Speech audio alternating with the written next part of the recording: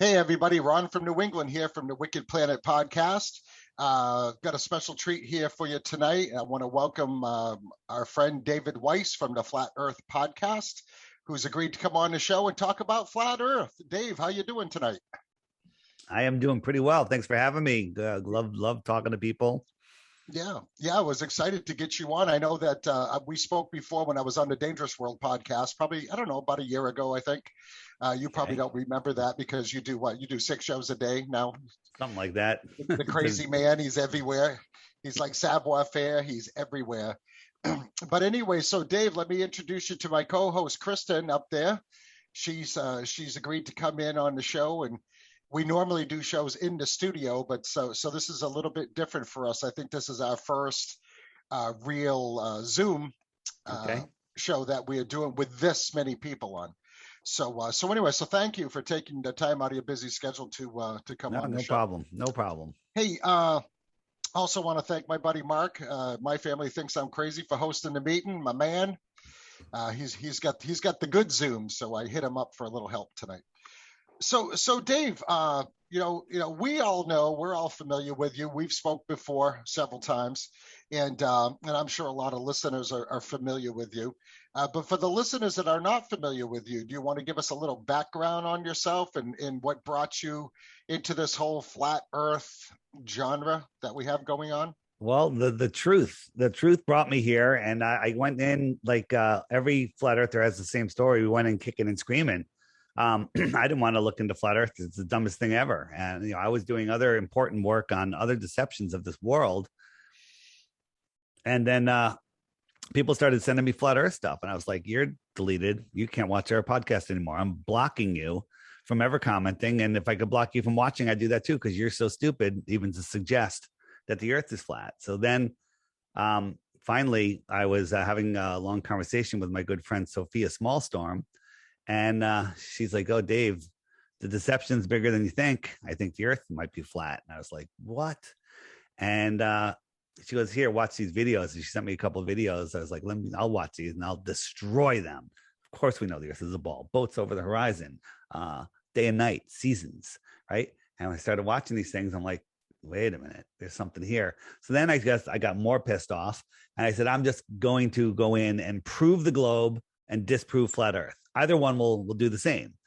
And for 2 weeks, I didn't sleep. I was all day and night. And back then, YouTube's like, oh, you watch that, watch this. And they would serve you awesome video after awesome video. And a lot of videos were getting, uploaded in 2015, 2016. And YouTube's algorithm was feeding you more content. And so I was like, all right, well, I can't just say I saw it on the internet. So I got to go do this myself. And I bought some expensive camera equipment and tripods and went down to the beach, and I zoomed in on a buoy that should have been 60 some odd feet below the earth curve. And there it was. And worse than that, the surface of the water was visible for dozens of miles beyond it, where there should be hundreds of feet of curvature now. And that was the moment for me that I was like, okay, we're not on a ball. What is this place? And it's been nonstop ever since. So, Dave, so how long have you been into this? You said since 2015? Yeah, 2015, thereabouts. I don't know the exact date. You can probably figure out when Mark Sargent uploaded the first couple clues. That's when I started digging in. Yeah. So. Yeah, it's an interesting subject for for sure. And I've always said, and I told you this before, that I was always a little agnostic, either way on it. But I'm one of those guys that's just open to anything. In this day and age, we've been told so many different things. I mean, I grew up in the Apollo era. When I was a little kid, when they were going to the moon and all that stuff. Yeah, and that's the Apollo missions were all about hiding the flat Earth. Why hide the flat Earth? What difference does it make, right? That's where we all go. This deception is the number one way they keep us under control, right? It's the way they limit our ability to manifest. They limit our ability to see the world the way it is and to pull in the reality that we should be living. They're literally stopping us. This is a spiritual, magic, satanic trick that they're doing to steal our power away. And it works. And there's a lot of analogies I can use, like look at the Matrix with Keanu Reeves. At the beginning, his mind is plugged into the Matrix and he is depressed because his soul knows the truth of the world, but his mind has been programmed by the television programming, and he knows something's wrong with the world. And then by the end of the movie, he's unplugged from the mind matrix and he's taken back his power, and he's figured out who he is, where he is, and what the place is. And look at the Neo at the end of the movie and put him next to the Neo at the beginning of the movie. That's what's going on right now. This deception is how they keep us. And the other way they keep us in the control is physically with money, right?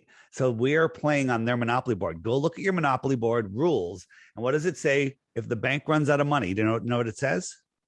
It says just get some pieces of paper and write some more money on it and keep playing. The bank never runs out of money, just like our fiat system. Yeah. So we need to get off their board. And so the way to do that is with privacy cryptocurrencies like Monero and Pirate Chain, not what they're releasing. They're going to release their federal crypto, and that's worse than their fiat dollars. If we go into a centralized cryptocurrency, we're going to be slaves for 1,000 years. Okay.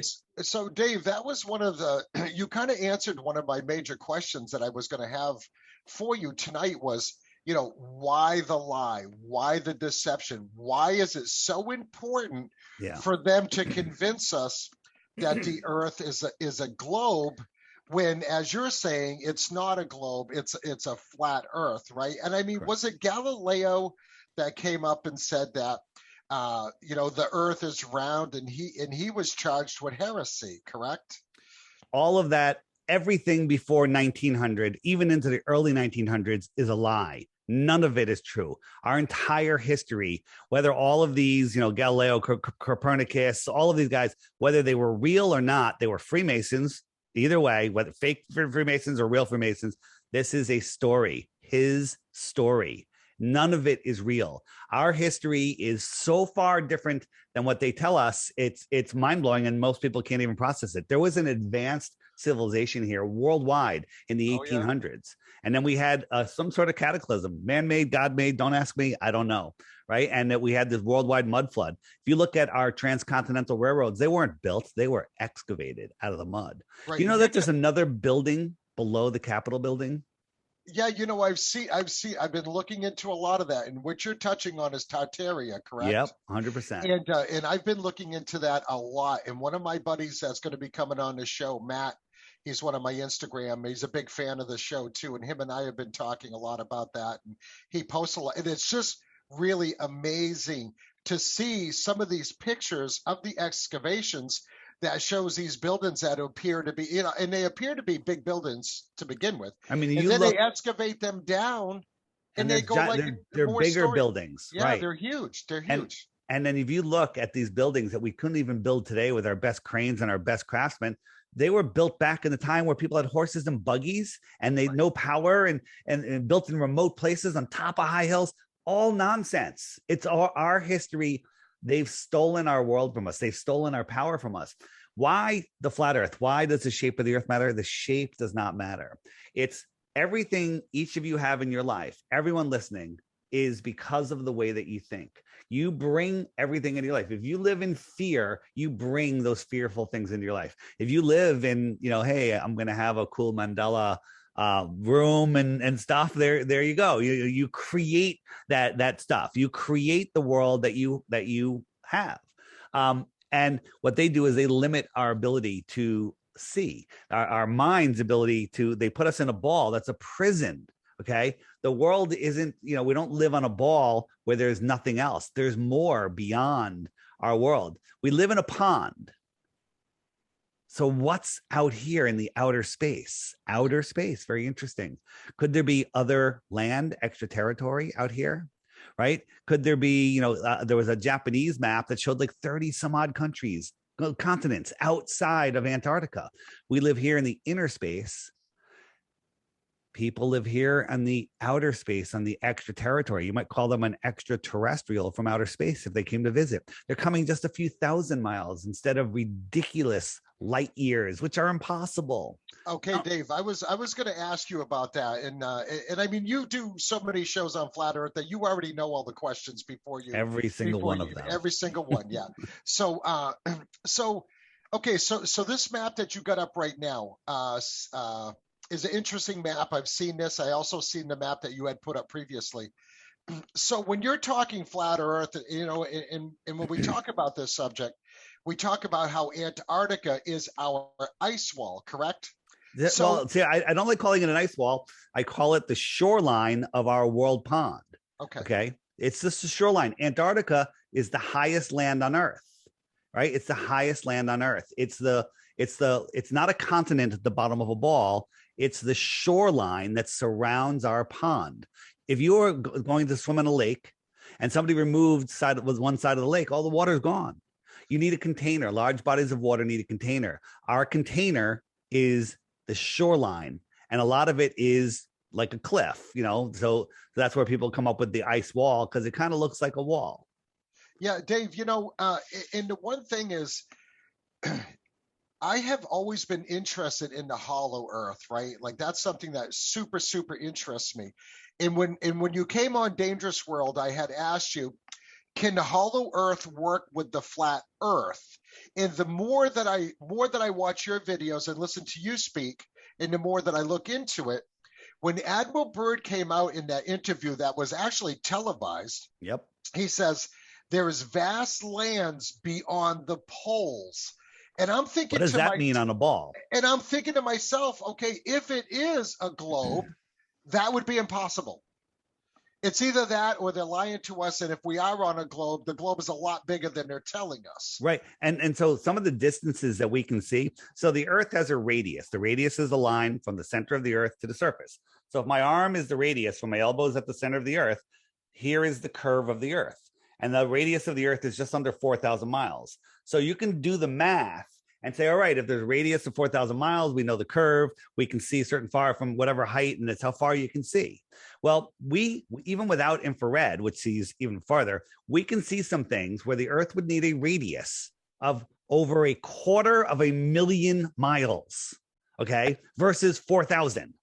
Okay, so if the Earth is a globe, which it is not, it has to be 250,000 mile radius, more than 250,000 miles compared to the 4,000 that they tell us. That's another problem. Okay. Right. It's not, it's flat. We're not moving, and every sense in our body tells us it's not moving, but they want us to believe nonsense. Okay. So you definitely make a compelling case for everything that you talk about, Dave. I'm definitely okay. This graphic, I was just going to bring this up. This graphic that you have on, and the listeners can't see it, but what it is it shows us sun in our solar system spiraling through the galaxy, right? It continually moving forward. Now, my question is this, right? How come we can look up at certain times a year and see certain constellations? They're in the same place every year, of course, in the fall or in the winter, they change. Like let's take Orion, for instance. In the wintertime, I can walk out the deck of my house, look directly to the west, and look directly to the east, and I can see Orion. It's in the same spot in the sky every night for the whole season. If we were going through space like this graphic shows, the spiraling, there's no way that these constellations are going to be in these same locations that they have been in for literally thousands of years. Like you talk about Polaris, right? Yeah. So, and they mention in the Bible that we're on an infinite plane, right? So if we're on an infinite plane, that would make more sense than living on a ball just spiraling randomly through space. Right. I mean, the more that I look into it, the more of a believer I become. It's not about believing, it's about knowing. And here's the problem. People just watch the news when they come home from their slave job, and then they're like, oh, okay, now I know everything. And that's it. You're just indoctrinated. And if you go to school and grad school, you're indoctrinated farther because you're memorizing and regurgitating. You're not actually thinking, and they don't teach you to think. They teach you to memorize and regurgitate. I'm showing a picture here of the Georgia Guidestones. Very relevant to our times. It's a whole different show on are you familiar with the Georgia Guidestones? Oh, absolutely. Okay. So skipping what's on them, basically what's playing out in our world right now, there's a little hole in one of them. And if you look through that little hole, excuse me, if you look through that little hole, do you know what you see? Yeah, Polaris. There's Polaris, and it doesn't move. Just on that spiral galaxy I was showing you, just one of the directions, we're going 4.4 billion miles in 1 year. 4.4 billion miles. And don't tell me there's no parallax. Don't tell me nothing moves, right? And then the globers will tell you, well, Polaris is so far away that all of that motion for all of the years, decades, centuries doesn't have any parallax. 4.4 billion miles a year. And there's no parallax, never moves. Right. Please. Yeah, they tell us in 40,000 years, we're going to have a different North Star. And 40,000 years ago, there was a different North Star. So because of precession, so we happen to live in the time where the North Star lines up with Polaris. So people for the next 40,000 years, they're not going to have a Polaris. This is the story that they tell us. Okay? It's ridiculous. Right. So anyway, Buckley, I wanted to introduce you to my other co-host, Buckley. What's up, Buckley? He's looks like he's got an alias there going tonight. Can you hear me right? Yeah, we can hear you good. Do you have some questions for Dave? Oh, probably. I guess I was sorry, I was a little late, so I missed the beginning. I guess one of my questions for you is like, what's the number, I guess kind of like the number one reason that you believe in flat Earth versus the sphere, I guess, that everybody's taught? Because I mean, for me, it's kind of like if I'm thinking about outer space or I'm learning about outer space, it's all stuff that's been presented to me, through space programs or television or the internet or TV. So I guess, how do you yourself know distinctly that the Earth is flat when you're probably getting a lot of your same information based off of kind of the same context? I hear what you're saying. I hear what you're saying. And, where do you get your information? YouTube, right? So there's lots of great presentations put together on YouTube, but that'll save you a lot of time. Then don't believe anything I say. Go out and verify it yourself. That's what I did. So when you understand what the heliocentric model is, that's the number one proof that the Earth is flat. The heliocentric model is literally the dumbest thing on Earth, right? So I showed you that spiraling, corkscrewing system that we're supposedly in, right? We're corkscrewing in 4 different directions at once at ridiculous speeds. As a matter of fact, we're orbiting the sun at 66,600 miles an hour, right? Let's show you how fast it is. I'm showing a picture of the hypersonic sled track, and watch. You see, it's going to show it again. It goes by a Mach 8.4. Okay, ready? Here it comes, and you can't even see it. It's gone. Okay, we're orbiting the sun 10 times faster than that. We're chasing the sun 90 times faster than that. Okay, and speeding up and slowing down, elliptical motions. We're rocketing in 4 different directions at once, and we have lakes that look like this, right? Not a ripple. Not a ripple, a mirror. Okay, just get a plate of water and try to stand still in a room, let alone take a ride in a car. Okay, with a dinner plate filled with water, right? That's basically what this is. That car turns, excuse me, speeds up, slows down, water's gone. So, I guess then you're getting into the whole side of physics and gravity and all of that. So I guess kind of maybe what you're saying is that gravity is fake, or it's a narrative that's been put out that's not true. So I'll answer that. So Neil deGrasse Tyson, the high priest of scientism, says we don't know what gravity is. And as a matter of fact, it's so bad that they have to add 96% dark matter and dark energy, because this is what they say. No one's ever seen it. No one's ever measured it, other than it has to be there because our gravity equation doesn't work without it, and it barely works with it. Okay, so gravity is a made up theory. It's never been proven. Every experiment to prove it has failed. And what it is what can be proven is The only true forces in this world are electricity and magnetism. We live on this dielectric plane, probably inside a toroidal field. That's for discussion. Yeah. The Earth has a negative charge to it, a measurable negative charge. The sky, the dome, has a positive charge. Whatever you want, whether it's physical or not, there's a positive charge up there. The Earth is a giant battery. The sun and the moon are the cathode and anode. The salt water carries the current. The land is a salt bridge. And that's where all of this energy comes from. The sun is sending electricity to the Earth.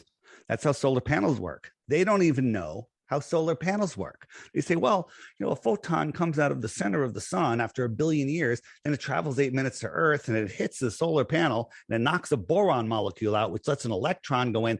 Baloney. It's a stupid story. It's sending electricity, and those panels are just collecting the electricity and running it into a current, right? Put a plant in front of a array of fluorescent lights and put a plant in front of a fire. One of them is going to shrivel up and die. The other one's going to grow.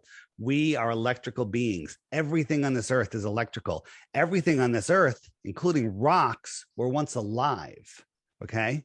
Once you understand what this place isn't, then you'll start to figure out what it is.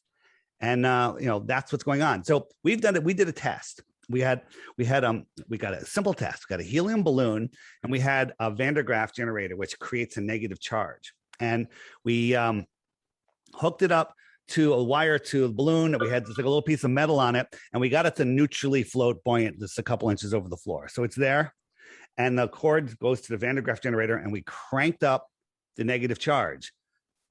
Bam, it got heavier because it had a stronger negative charge to it.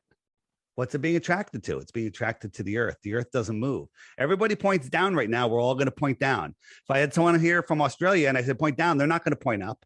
Down is down, up is up. Left and right, forward and backwards are relative to where we're standing, but down is down for everybody. It's the same. Right. Yeah.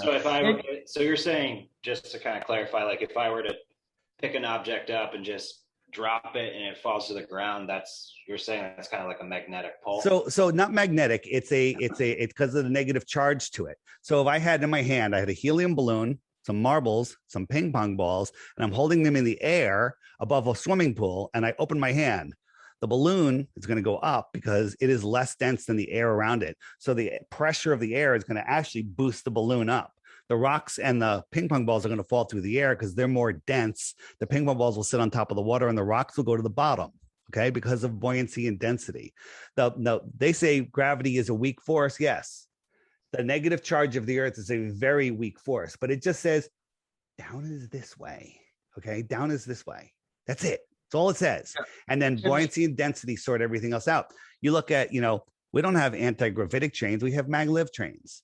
Right? You can get one of those, you can make a little anti-gravitic. It's not really anti-gravitic device. You get some tinfoil and some electrodes, and you crank a negative charge into it, and it floats. It just pops up off the ground and floats. It just put in here called, anti-gravitic tinfoil triangle. Just search that in Google or YouTube, and you'll find these things. Put a negative charge in it. It overwhelms the charge of the Earth. It's very weak force, very easily done. Yeah, Dave, and it's interesting because when you say that the Earth is negative and then the sky is positive, of course, like in automotive, what I'm in, because electrics, it's all positive, negative when you're using direct current or whatever. Mm-hmm. Just one thing, I've been talking to another friend of mine, and he was talking to me about how people could be healed, like sicknesses could be healed using frequencies in magnetics. And that kind of makes sense if it's how you're presenting that it is, because magnetism is more in tune to what the Earth has going on versus gravity, right?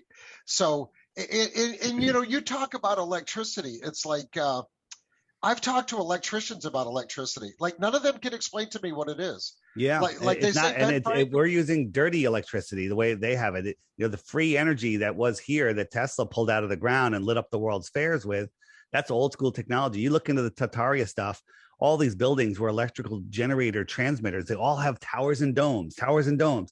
It was harvesting energy. You can just take a wire and hang it in the sky and it'll pull energy out of the air. These buildings were they might have been healing centers or whatever.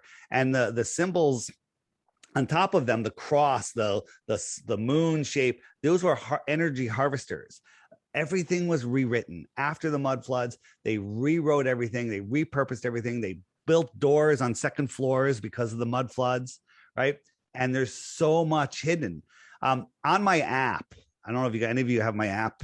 It's called the Flat Earth, Sun, Moon, and Zodiac Clock app. There's a button in there familiar with it, Dave. Yeah. Called The Lost History of Flat Earth. And that's a video that if you watch it, you'll watch it again. And it's 5 hours, right? My videos, if I have a 5-minute video, that's a long video for me. My videos are super short, but this video, I've watched it 3 times. I can't wait to watch it again, waiting for another rainy day. Yeah, I actually got that sent to me and I got to take the time to watch that. Here's the thing.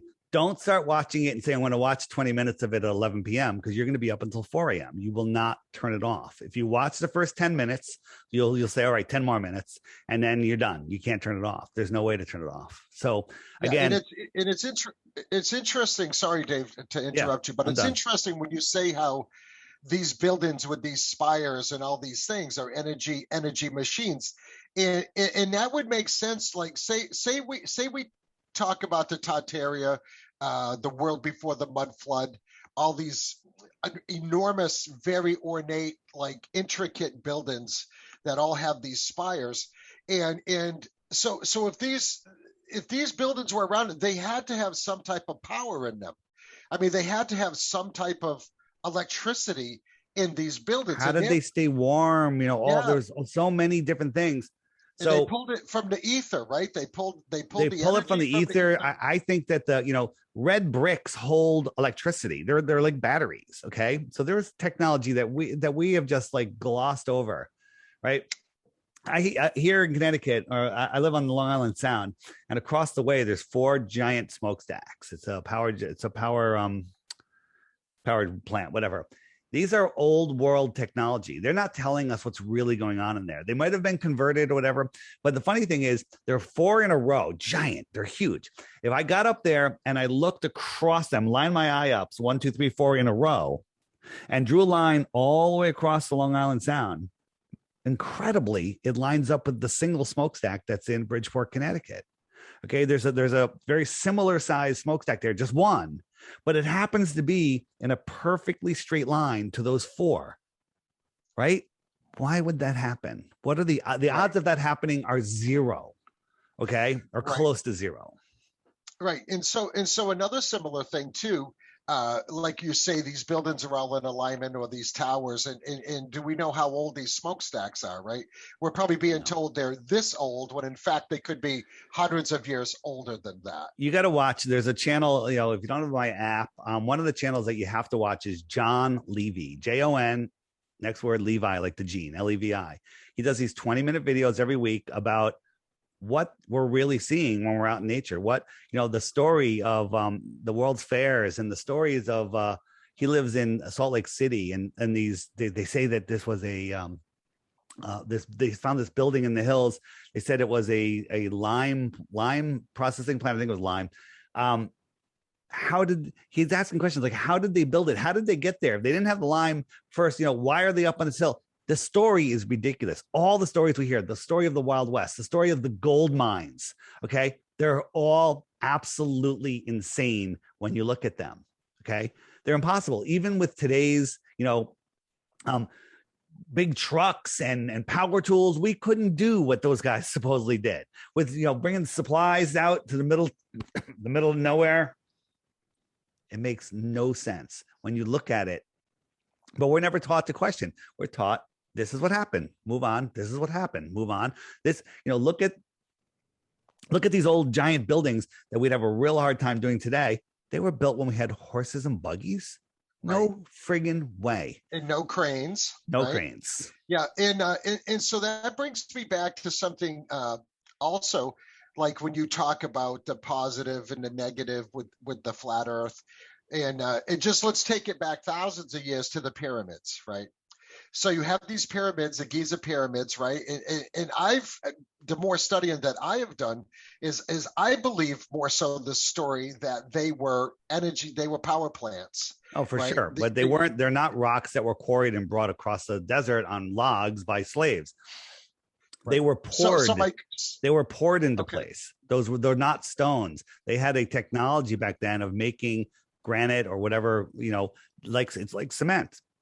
And they were made in a specific way because the tunnels underneath the pyramids, which auto self-sealed off after they were built, the place we couldn't even write the plans to build that today. The technology behind there is insane.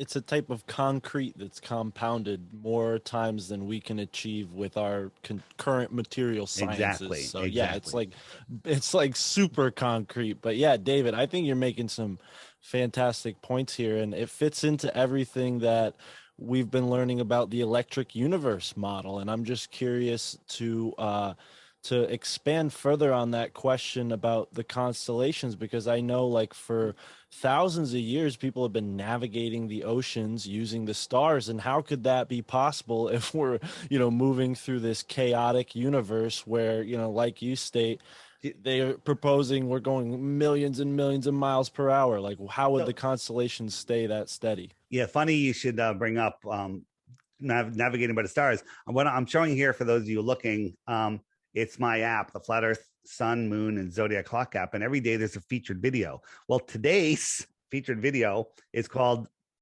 the #1 Flat Earth Proof. And it's sextants and navigating by the stars, because you can basically, excuse me, losing my voice. You can use a sextant to figure, okay, I'm at this latitude, I'm 30 degrees south, I'm on this area of the Earth, and somebody on the western side of that can say I'm 30 degrees west, and they're on the same flat area. Well, the miles between them is all flat. There's no curvature, and you can map out the whole world, and it's flat. Google Earth, by the way, used to be flat. Okay, and I don't know how long ago it was, maybe 10 years or 20 years ago. They put it around a ball. They just made it. That was like the big thing, right? Before flat Earth was a thing. Before flat Earth was common knowledge, now they wrap Google Earth around a ball. What the heck's up with that? And that source code is not available. The GPS, right? GPS source code is private. It's not open source. Why? What are they hiding? And what they're hiding is a bunch of nonsense. Okay, they're literally taking flat maps and wrapping them around balls, and it doesn't work. It doesn't work. Airplanes, I'm sure we talked about that when we talked. Airplanes prove the Earth is flat. Emergency landings, there's over 16 of them that absolutely prove the Earth is flat. Yeah, sorry, Dave. We were just having some technical difficulties with Kristen's microphone.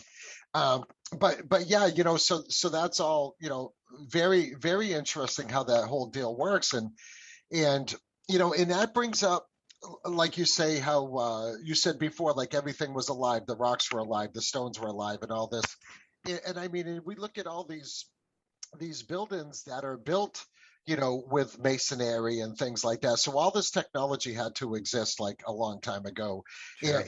And my question was, before you said that these blocks were poured and this and that poured in place, my question was, do you think that they used the ether, the positive and negative charges, to somehow make these rocks levitate, to build the pyramids, or anything like that? Or do you think that we had help from the beings that live out beyond the poles? And then after we talk about that, and that's going to bring me to my next question. Maybe they lived here, and before this was destroyed.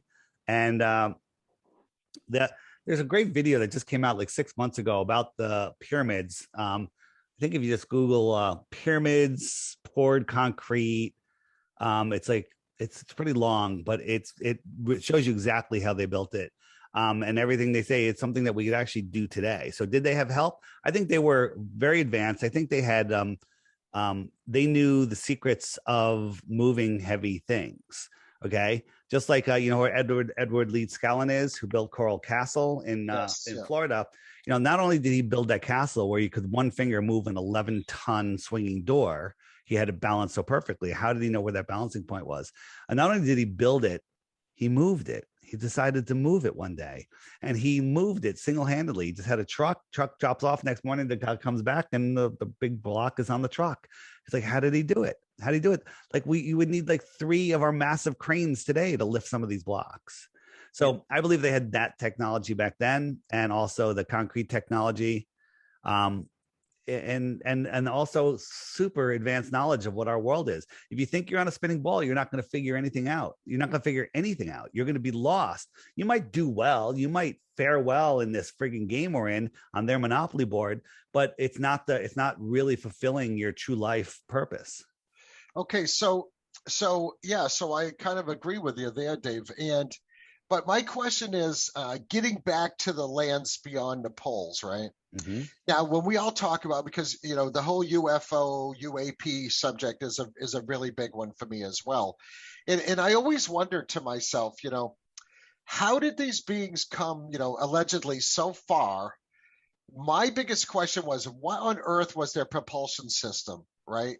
Because it makes more sense that they would be, and not only that, go through the Van Allen belt, go through the radiation belt, come through re-entry, and do all this multiple times without burning their ships up, you know? Cool story.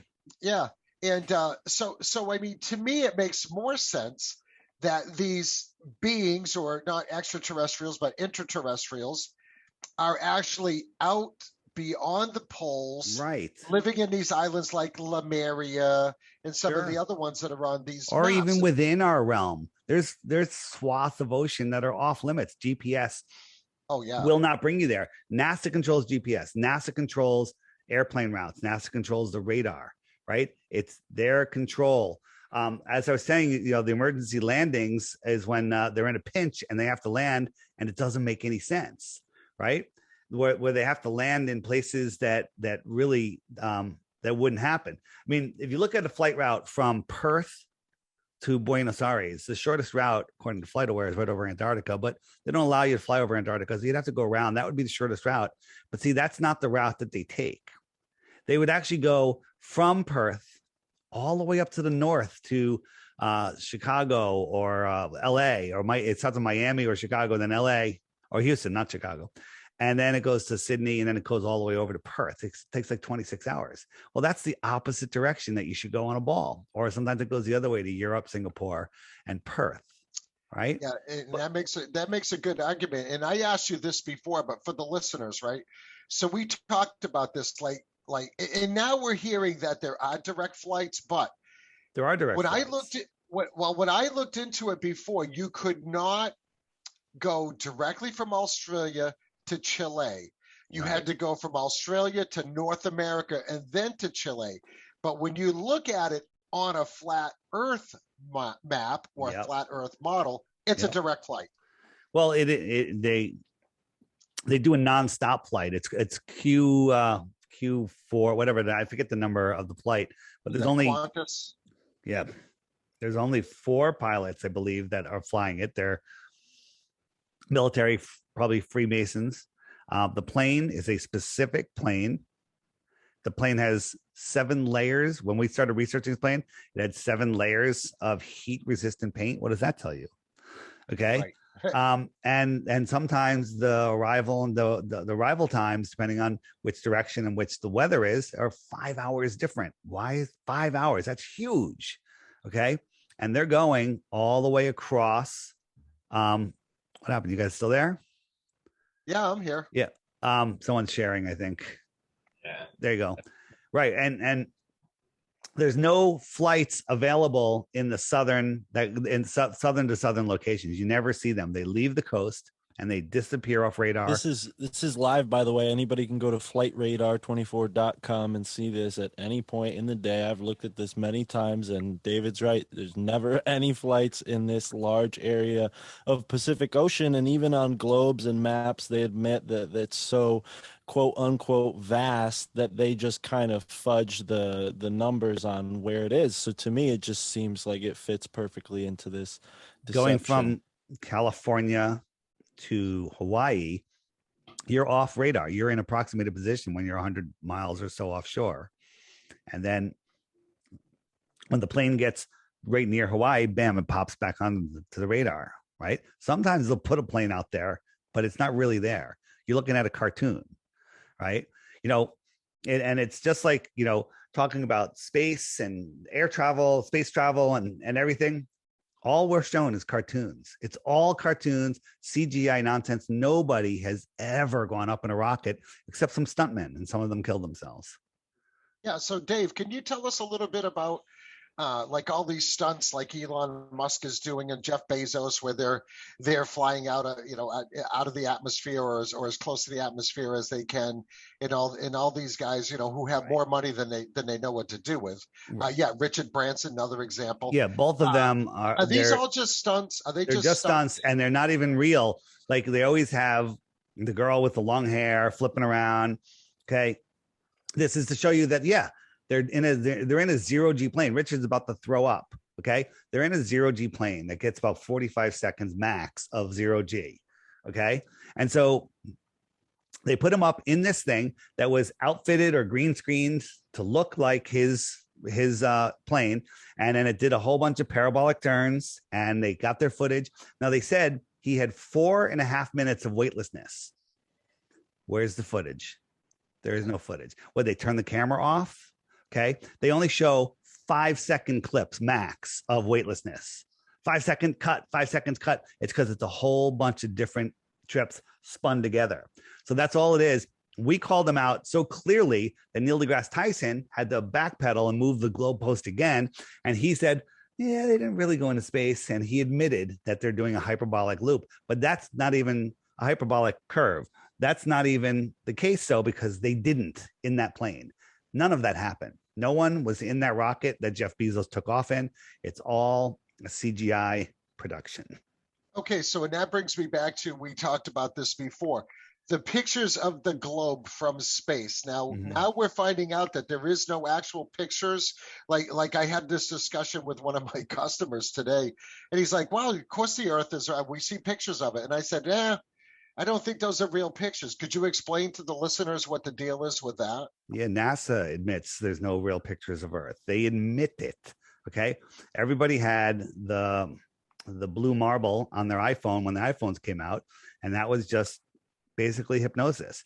Well, the visual artist named Robert Simmons from NASA, he did a radio show and said how he made it in Photoshop just from data, not even from pictures, and he painted it, and he was lazy. He actually stepped and repeated the same clouds again and again. Okay, I was going to bring that up because I was looking at pictures of the globe allegedly taken from space, and I see replicated clouds. Yeah, which just is not possible. It's not possible. Yeah, and also the different size of the continents, right? But then you'll have people like, well, I know a lot about cameras, and the United States looks twice its size because you're zoomed in and you're not really seeing, the sides of the Earth. And that's not true, because we can look at it. We can look at the 2012 picture and whatever, and we can measure across Mexico and Baja. We know it's 934 miles because that's something we can verify down here on Earth. So we look at that, and we look at the diameter, which is a straight line through the Earth, which is 7,917 miles. I should be able to fit Baja to the end of Mexico in there 8.5 times. But as you can see by this diagram, it's way, way, way too big of a space. So this is not even a photo or a crappy photo. It's a crappy painting, okay? Because they don't have their sizes right. There's no way this can be the Earth. Look at the United States. It covers. Where's the rest of the planet, the rest of the world? Then another thing they threw at us, we had the 1978 painting of Earth That NASA never even uses the word photo ever. They never use the word photo. They say image or picture because they don't want to lie. 2017, they said, look what global pollution has done. Look how dingy the earth is. This was huge. This was all over the news. But problem is the clouds from 1978 to 2017 never changed. They're the same clouds. You can see it clearly. Now, here's a question for you, Ron. Are they lazy, stupid, or are they just rubbing it in our face? Well, you kind of got to wonder if they're like all these other conspiracies that we talk about. They're saying, and they're doing it right in front of our face, like they're taunting us, right? Like they know what they're doing is hiding the lie or perpetuating the lie, and here we are trying to debunk them, right? And then you see pictures like this, and it's like, okay, clearly that's either stupidity, laziness. You just have to catch them once. Taunting us. Catch them lying once, and it's over. Right. It's over. Okay. Dave, I think Kristen wants. I think Kristen's got a couple of questions for you if she can unmute. Kristen's been very quiet. I'm thinking that she thinks the Earth is a globe and that I'm crazy. Well, she was having some problems with her mic, but yeah, Kristen, Dave, this is my other co-host, Kristen. Hi. Hi. Yeah, I don't know what happened. I forget what topic it was, but all of a sudden, like, my laptop completely shut down. My phone started talking to me and I couldn't touch anything. Had to restart that. Like, everything was glitching out. I've never seen that happen. You missed all the good stuff. I hope not. I'll rewatch it though. Okay. So a couple questions I have. So did you say yes that the hollow Earth theory could work with flat Earth theory, or? Well, I did not. So it half works. Let me explain. Okay. The hollow Earth theory was brought out after Admiral Byrd did his flight over Antarctica, said there's more land beyond the poles, bigger than the United States, filled with resources that no human has ever set foot upon. We must never go there. Okay. And all the countries in the world signed on. Ridiculous. Okay. Because we can't disturb the penguins or pollute the ice. That's the reason. All right. But deforest the Amazon. That's fine. So he said he found this land. So they came up with the hollow Earth, or they grabbed the hollow Earth theory, because that is an interesting theory. I used to love the hollow Earth, but the flat Earth plane, if you look at Santos Bonacci's work, he talks about 7 different layers. That's better than the hollow Earth. Okay. You got heavens above and more layers below us. The deepest hole ever dug is called the Great Borehole in Russia. It took years, and they only got down 7.5 miles, just under 8 miles. And then they hit an impenetrable barrier. Okay. So what's below that barrier? Is that barrier like the barrier maybe above us? Maybe there's a firmament below us and a firmament above us. Again, none of us know. So are there civilizations underneath us? Possible. I mean, there's lots of tunnels all over this world, all over this country. There's all sorts of stuff going on there. There's all sorts of things below us. Could there be another world with another sun down there? Maybe. I don't know. Interesting. I was going to ask what's underneath. So that's yeah. Cool. So the biggest, I said the biggest hole ever dug, when they were digging it, they used ground penetrating radar to see what they were going to find. And they were wrong every step of the way. Every time they said no more rocks, they hit more rocks, no more water, they hit more water. And so to put it into scale, that's like drilling halfway through the skin of an apple. Okay. Halfway through the skin of the apple, they hit an impenetrable barrier they can't get through, but then they know what the next 4,000 miles is. Okay. They know that, you know, the 4,000 miles down to a molten metal core, a molten magnetic core. If you know anything about magnets, you heat them up before they melt to get to the Curie point, and that's where they lose their magnetism. So the fact that they're claiming there's a molten metal core is absolutely ridiculous. Okay, so I have a question for you, Dave. Would it be possible, because if we are covered by the firmament or the dome that they speak about in the Bible, right? Mm-hmm. If we're on an infinite plane, I don't know if it's infinite. I call it an extended plane. Okay, well, somewhere, I'm almost positive it says in the Bible that we're on an infinite plane. Well, they have infinite space. We have an infinite plane. I'll call it a draw. Okay, so what I'm saying is, how big is this dome? Is there a possibility that we are a flat Earth inside of a clear sphere? where we have it. It's below us and it's above us. Yeah. So and what's above the dome? So when we look at the flat Earth and at the models of it, it shows this big bulbous snow globe dome. Well, that if you look at the scale of that dome is tens of thousands of miles high in the middle. And what we have seen and tested, rockets going up, nothing can get past 62 miles. It appears it hits something up there. If you look at the Go Fast rocket, it hit something at 62 miles, something a thicker medium. So 62 miles on a scale this big would literally, you wouldn't feel even, it would almost look like a flat glass on top of it. It would, at the highest point, it would almost be touching, right? 62 miles is very, very small on here. So I believe that the sky that we see is flat, just like the Earth is flat. And it's the stars, the fixed stars, the luminaries are fixed within that firmament. And that firmament is spinning above us on an axis, with the North Star is at the center. Then we have a wandering. Sorry. How did the dome get there? Like, what do you have any idea what it's made out of? Who put it there, or is it just a naturally? It's made of polyurethane, and I think the Jews did it. All right, I'm just kidding. I just throwing that out there. Damn Jews! They got their hands in everything. Yes, so I can say that because I'm Jewish. Here's what happened: is I was, not to label myself, an atheist. I didn't believe in a creator, God. I believed in evolution. I believed in the Big Bang, and I believed in science, what they taught me in the textbooks. And then when I was forced to look into flat Earth, I realized, this place is intelligently designed, which means there's a designer, there's a creator. Somebody created this. Who? I don't know. I wasn't here, right? I would call it a creator. Some people would like to say the word God. Some people would like to, maybe some people think it's aliens. I don't know. I wasn't here, but this place is intelligently designed beyond what we can fathom. I think some of the stuff that we see from Tataria and the pyramids and stuff are on the level of the creation of the Earth. Maybe when the Earth was created, a lot of that stuff was created, or that knowledge was given to the master races that lived here. I don't know, but it appears that the sky that we see is very, very, very close.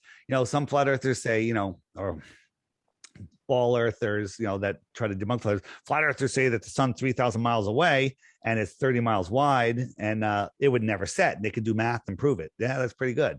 But I don't believe that at all. I believe that the sun that we see is not very high above the clouds, and that we all see it in a position relative to our own. When we send a balloon up to 100, 120,000 feet, the sun is never above it. It's always right off to the side. It's always right there, and it's close. It's a local light. Okay. I believe that the sun that we see is in a different position for all of us. If two of us were outside, watching looking at a giant mirror, we have a giant mirror standing up, sun setting behind us, we're 50 yards apart, and we're looking at the sun in the mirror. Well, that sun, I know for a fact, will reflect the sun's light and heat the same as the real sun that's on the other side of us.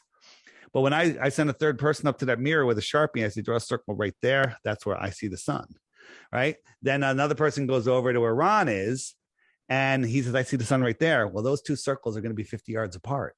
What are we looking at? Are we looking at the same thing? Okay. So I believe that the real sun, this is my belief, and we could do experiments to kind of recreate it, that the real sun is outside of the firmament, projecting into our firmament, projecting a sun into our world, just like a magnifying glass, where you burned ants when you're a kid. It's the same thing. And it's focusing that energy point here. And that's how I think it works. And there's lots of evidence to support it. Sometimes when the conditions are right, especially during a solar eclipse, you can kind of see that projector behind the sun.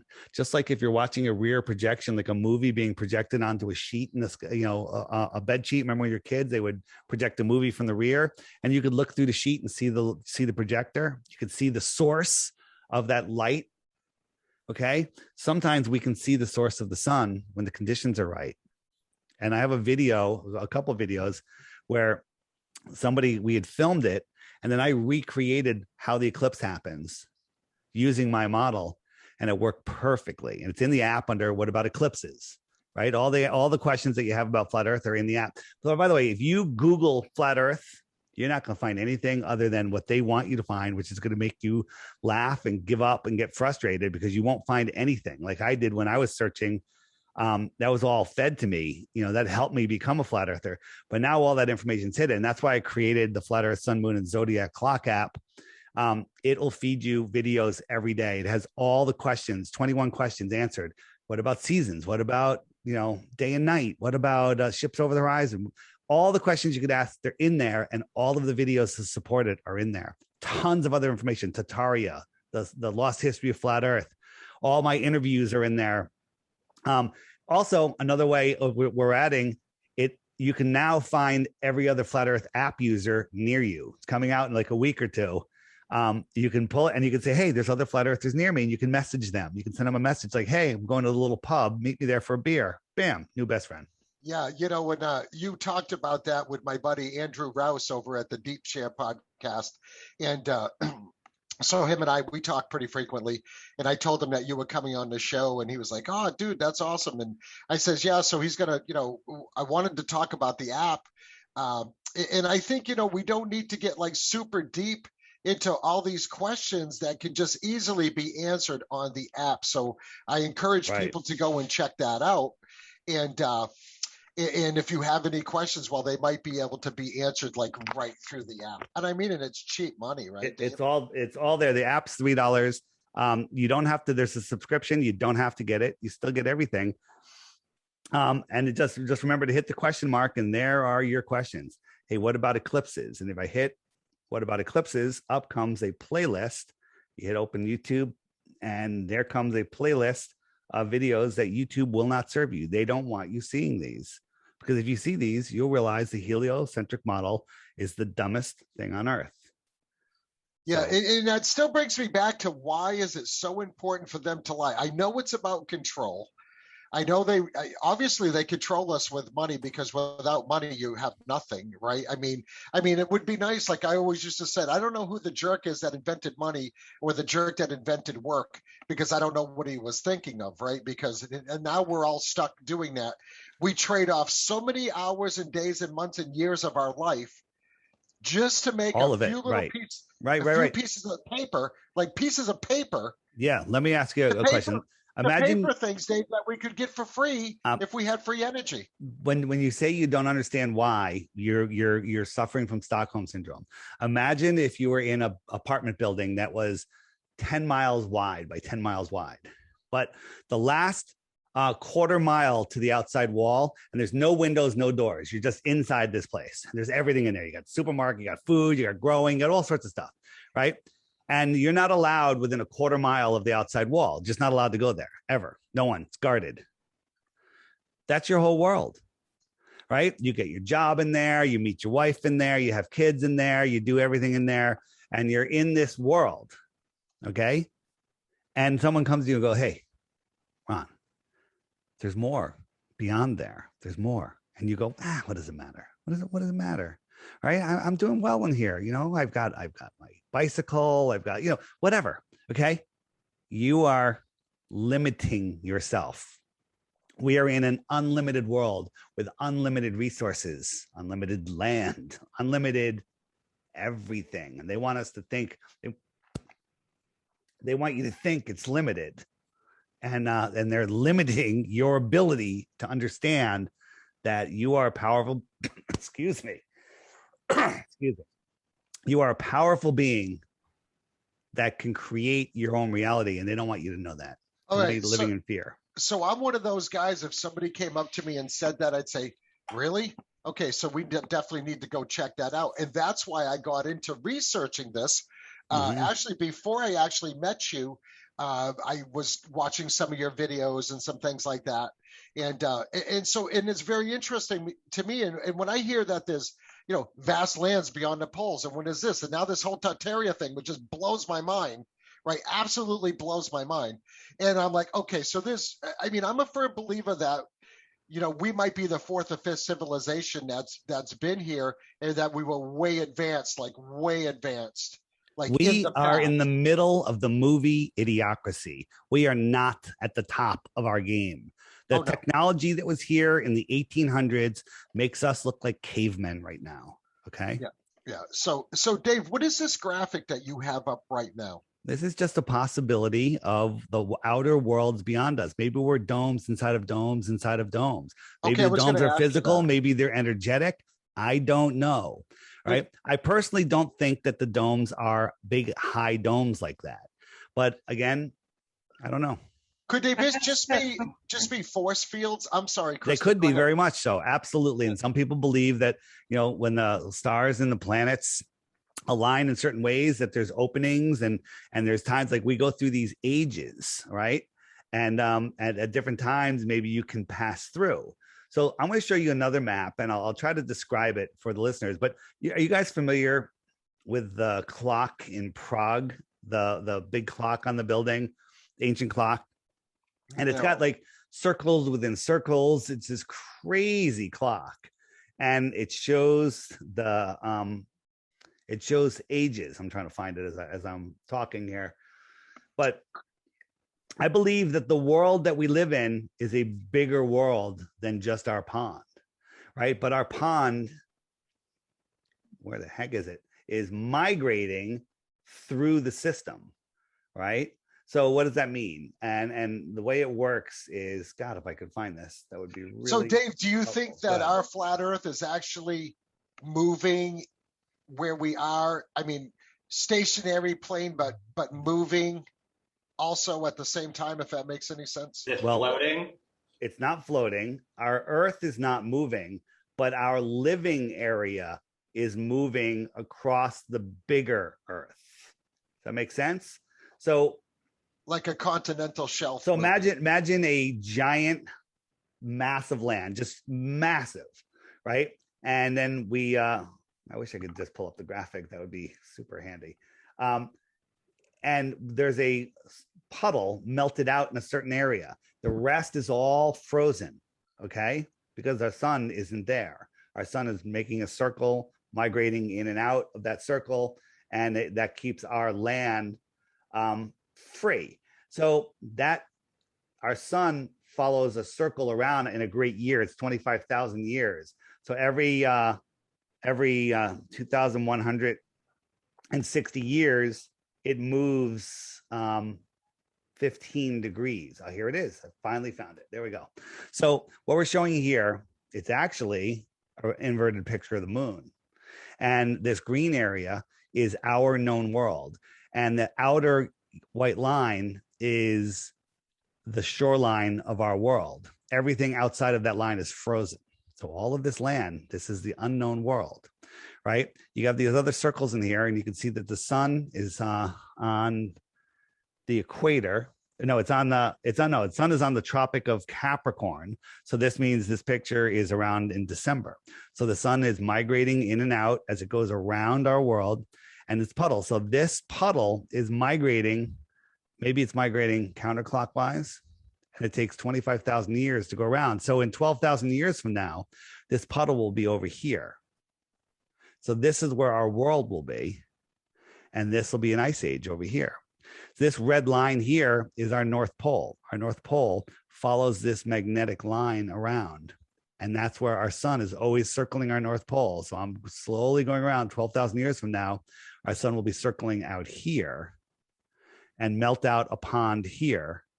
And this will be an ice age. That's why when you look at Antarctica, there's stuff under the ice. There's buildings under the ice. Oh, Dave, we see previous maps, generation.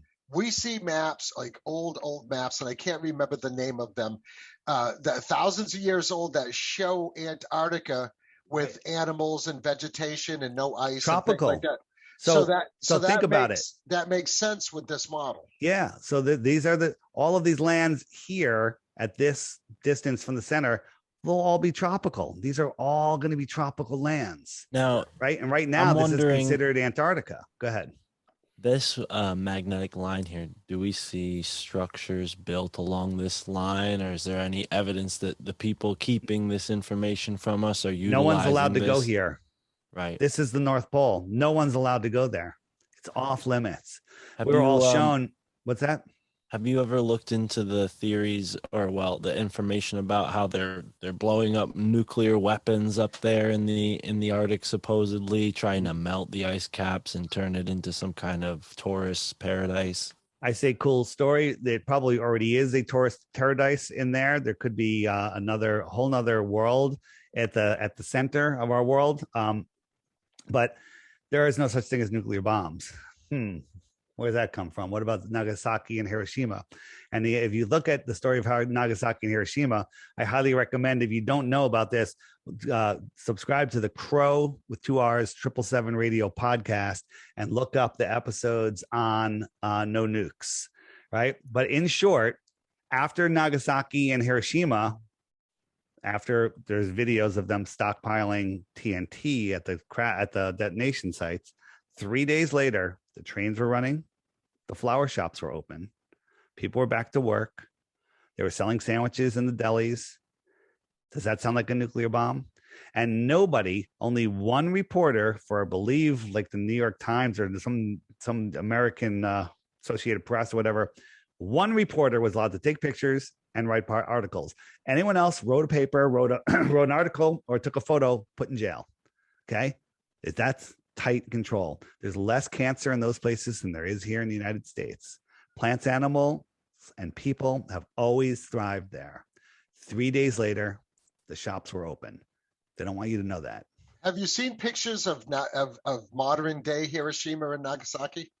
Yeah, like these vast, beautiful cities. Yeah. And then there was a bomb that went off, and if you look at the pattern of fire all around the city, anything that had fireproofing didn't burn down. Anything that did, burned down. Yeah. So it was just a reset. It's all just the first story, and it's to make everyone believe in nuclear bombs. That way, everybody will behave. Oh my God, the Samsung option. Right now, Afghanistan. OPEC just signed up with the Russians, which means the petrodollar is dead. All stage fair. This is what's going on now. Is a cover for why the dollar is going to collapse. It's going to become the Venezuelan money in no time. Okay. So, Dave, hold on one second. Whole nother show. Kristen, did you have some questions you wanted to come back at Dave with? Yeah, sorry. Yeah, so I was just wondering, I have like 4 or 5. Are the images that you show on your app, like the ones you've like the different maps and stuff, are those within your app too? Absolutely. So let me just pull it up real quick. If you go to the images button, up come all sorts of images, from, hey, we went to the moon in this. Right. There's guys in there, in that, on the moon, right? And I have the maps in here, all sorts of stuff. People say, and the airplane routes, when people say, why don't we go? What? How do they stop us from exploring Antarctica? And the answer is, you remember the Falkland Wars? Oh, yeah. Yeah. So these are all of the islands that the Crown controls. And this is where they have military bases. And the Falklands were one of those islands. Okay. So this is how they guard Antarctica. Do you think that that there are any like caves or entrances into the ponds or what? You mean, entrances into the other lands? Yeah. So there is a story called the Iron Republic where a senator that retired and was tired of what was going on here, he went to Antarctica on his ship and he found can you see my mouse? He found an opening and he went through and he ended up out in the ocean and he was lost. He was lost in the ocean for a month, and then they came across some land and a boat came out and greeted them. And they said, hey, where are we? They're like, oh, this is the Iron Republic. And he's like, where are you from? He says, America. He goes, where's the Iron Republic? And they're like, well, it's on the other side of Antarctica, about equidistant that the United States is. And they didn't quite understand that. And they went in and they basically, told a story of, this was in 1901 or somewhere around there, late 1800s. electric cars, flat screens, keyboards, all sorts of like advanced technology, some stuff that we don't even have now, and a whole different society. And they're like, where did you come from? They go, well, we used to live somewhere in the middle of the, in the earth, where we live. He goes, but we didn't like in the 1600s, we didn't like the tyranny that was going on. So we all left and we went to these outer spaces. Yeah, they don't want us knowing that that's an option. Yeah. What if the continents that we know of only account for 1% of our known world? Do you think the elite would have a problem? Like, Oh, yeah. Yeah. People would be like, I'm going out there. So how do you get out there? Well, the easiest way would be an airship. Well, they demonized hydrogen. They tied it in with the hydrogen bomb. They made the Hindenburg blow up, which is a whole psyop. And so hydrogen is too dangerous. And guess who controls all of the helium in the world? NASA. NASA and SpaceX have just recently, for some reason, they are buying more helium than ever in history in the last couple of months, right? They're doing something. They admit that there's over 50,000 balloons in the air at all times. They launch 50 new balloons every day, and some of those stay up there for years. Now, Dave, is this what you say with the actual GPS satellites are? They're actually not satellites and they're just attached to balloons?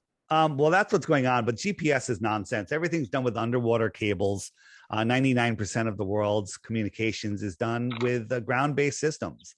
I mean, the way you can find where you left your iPhone is because there's a whole bunch of towers around that aren't moving, nor is the land moving, and they can triangulate where your phone is versus something falling around the earth faster than the speed of sound, keeping up with all of those spiraling motions of the earth.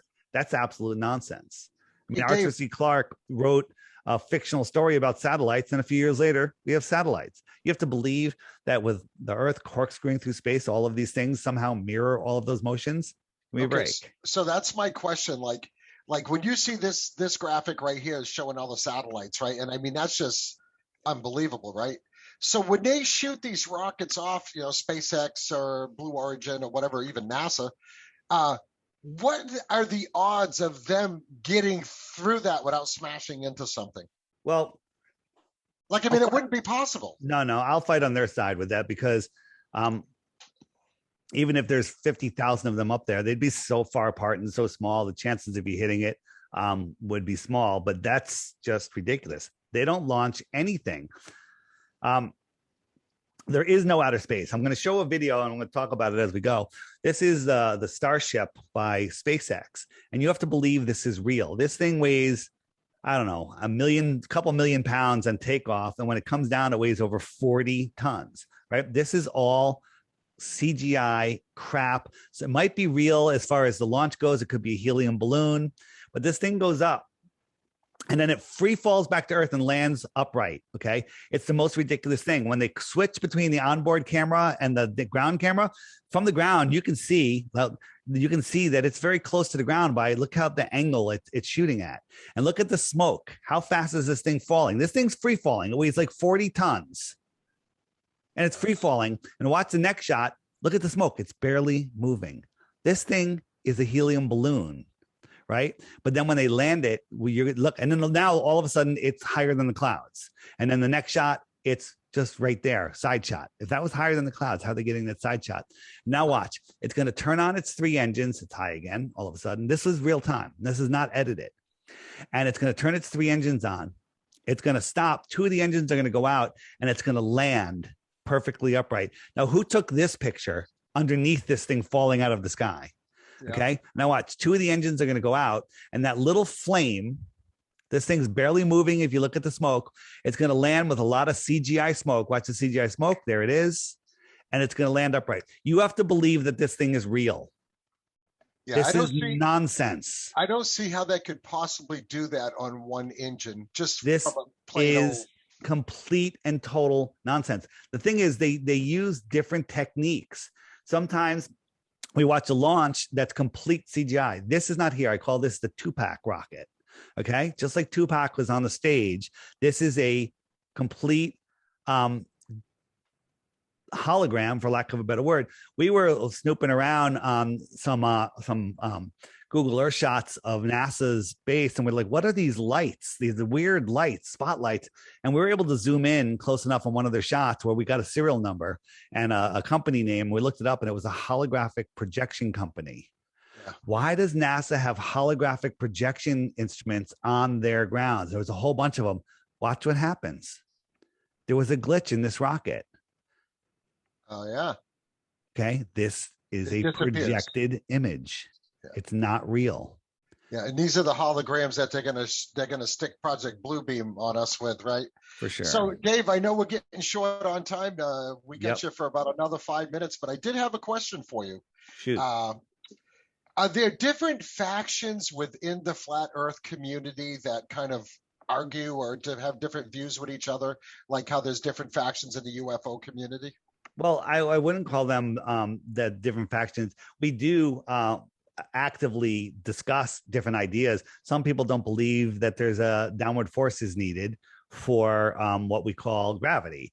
Some people think it's just buoyancy and density, but I disagree with that, but that's okay. We're trying to figure it out. Well, some of us don't believe there's a dome. Some of us believe that the dome is flat, like myself. Some of us believe that there's a high dome. Some of us believe that there's just one puddle. Some of us believe that there's a billion other puddles. Okay. Some of us believe that God just created this, and some people believe that there's many others. That's okay. We're trying to figure that out, but we all can scientifically prove and agree that we're not on a spinning water ball flying through space at ridiculous speeds. We all agree on that. So are we different factions? No, we're just trying to figure it out. And we know that we don't know a lot of stuff. Yeah. Right. Yeah, you know, David, I had so many other questions for you too, but I know time was limited for you. But, you know, I really like to get you back on the show, like, you know, in a couple of months. I know you've got this was booked out over a month ago, trying to get you. I know you're a really super busy guy, but you definitely laid down a compelling case. Buckley, did you have any final questions for Dave? Yeah. So I guess, you know, I'm not really sold one way or the other on flat Earth or sphere or hollow Earth. So let me just ask you one question.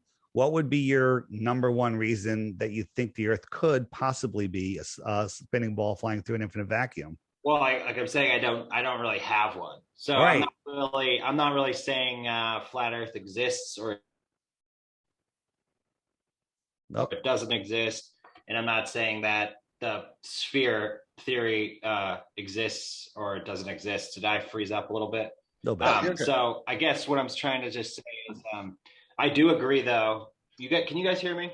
Yes. Yeah. Okay. I'm sorry. I do agree, though, that we're more than likely being lied to, or, you know, we're not being told things that that happen in history, or we're being misled all the time and manipulated, as well as, because I mean, a flat Earth theory, well, that was kind of like a taught theory up until like the 1940s or something like that.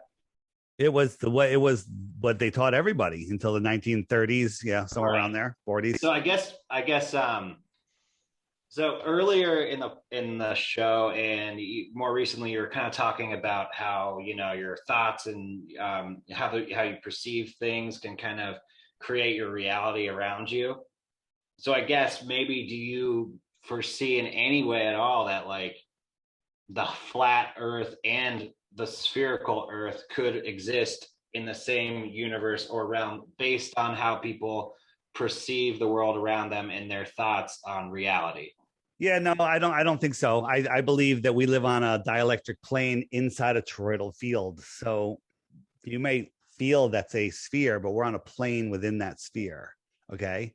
And we can prove large bodies of water at rest lay flat, scientifically testably, provably flat. So I don't care. Sphere? No, sorry, water lays flat. You know, is there a dome over us? Then you can call that a sphere. We're on the inside of it. You could, but I don't know. You have to prove there's a dome first. But you don't think it's subject to how I might perceive it being a sphere?